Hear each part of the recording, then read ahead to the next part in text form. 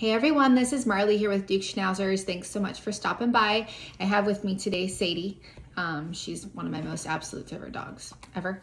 If this is your first time joining me, welcome. I am so glad to see you. If you like miniature schnauzers, if you enjoy learning about their health and what we can do to keep them happy and healthy, I definitely suggest you hit that subscribe button.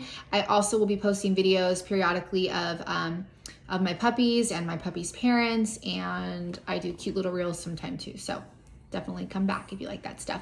Today I wanted to kind of do a video on how to keep our miniature schnauzers' teeth and gums healthy. This does not only apply to miniature schnauzers, guys. If you have any breed of dog, this totally applies, and I'll tell you what products I love to use and what I do and how often I do it. So if you guys have ever had a dog that has had really bad breath, that probably was from an infected tooth. An infected, cracked teeth happen, especially as our dogs get older, if we're not taking care of their teeth and their gums. So that's why it's really important that we do it. Not only is an infected tooth or cracked tooth painful for your animal, but it also opens them up to other problems secondary to that infection. The infection can become so bad that they don't want to eat because of the pain, or the infection can spread to other areas. So this is why this is very, very crucial, and even more important that you start this practice when you have a puppy, so you can work with your puppy's mouth to get them used to brushing their teeth. So I kind of just gave it away. So the first thing that you're going to want to do is you're going to want to make sure that you have a high quality toothpaste for your pet. Please do not use your mint toothpaste.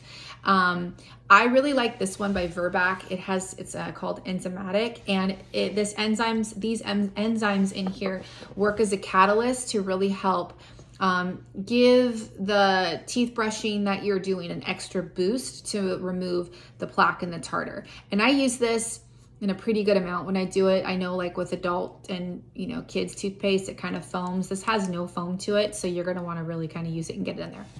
I like to use this. This is a toddler toothbrush that I got from Target. They come in a pack of like 5. They're super cheap and they're really soft. I like them a lot just because I feel like I can work better with them. I don't really know any other reason besides that.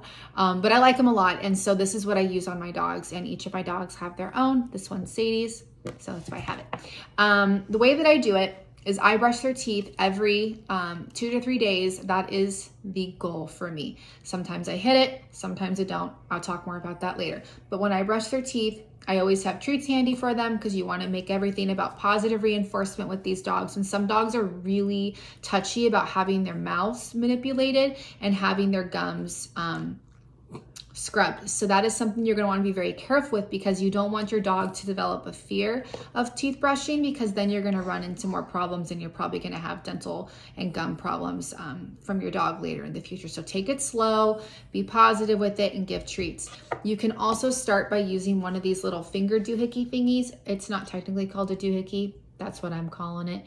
And these are okay. They're not my favorite, but this is something you can do if you feel more comfortable. Just find whatever tool works for you. If you like the little slanted toothbrushes that, come in the pack, like when you go to Petco or PetSmart, then definitely go for that. I bought this from Amazon. I did not buy this from Petco or PetSmart. So if you go to PetSmart or Petco looking for this, you won't find it. You can find it on Amazon if you search for it. So what I do with my dogs is I'll start just kind of by slowly getting my fingers in there. See, she's pretty used to this. She doesn't care.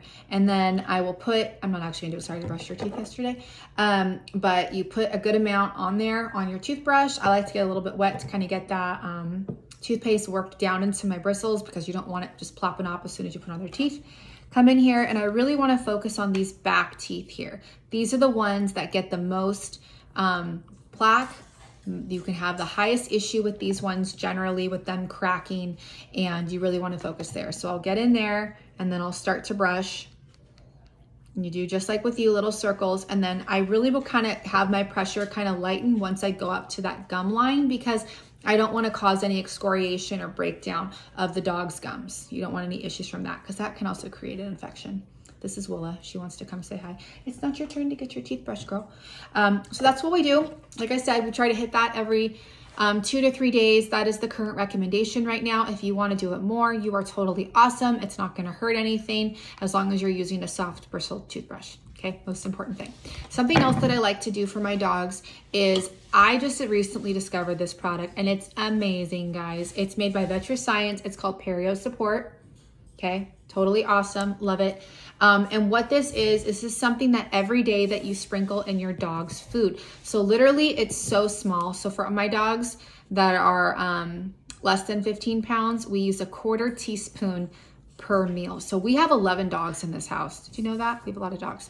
And this lasts a good amount of time. I get it like once a month is kind of what it's kind of working out to be. Now what this has in it, this is for both cats and dogs. That's why there's a cat and there's a dog on it.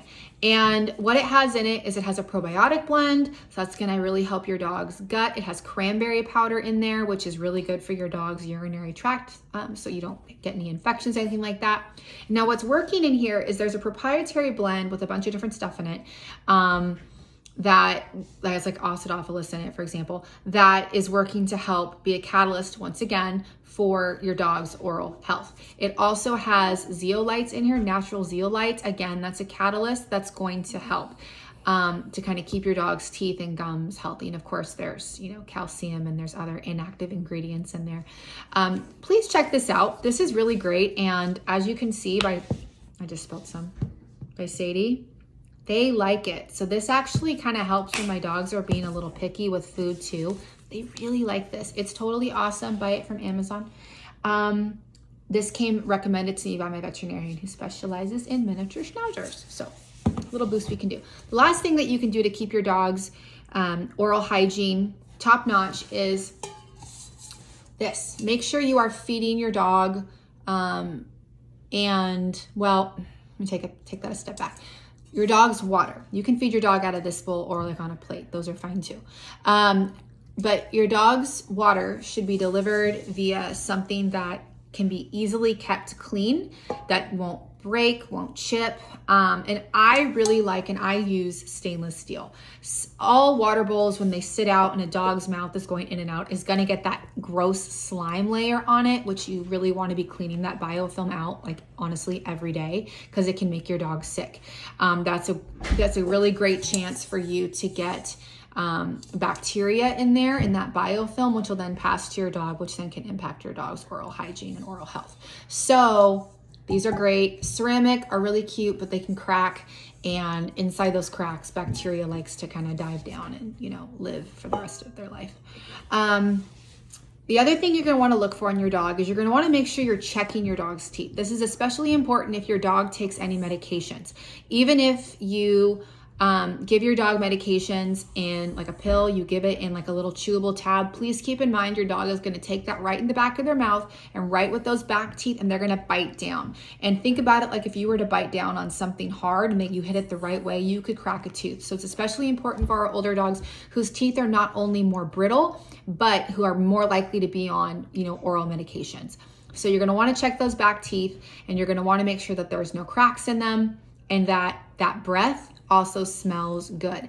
A big clue that your dog has a cracked and or infected tooth is if they have bad breath. I think a lot of people associate dogs just having bad breath, but they're not supposed to have bad breath.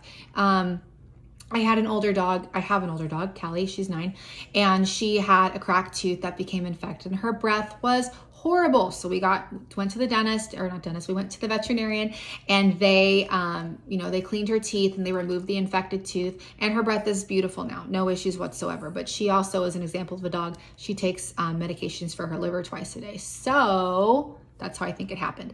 You're also going to want to look at your dog, and you're going to want to have a good idea as to what their face kind of right around here looks like, because sometimes dogs, when they get abscesses in their gums, this area will actually become swollen. And if you have a dog that is kind of fluffy like C.E.T, you won't necessarily see it until it gets quite pronounced, and at that point that really hurts. So you probably want to look at it and kind of catch it before that point. But that is something you will sometimes see. You'll see right around here, you'll see some swelling. Okay, so yeah, those are, see, she wants food. Oh, I love you so much.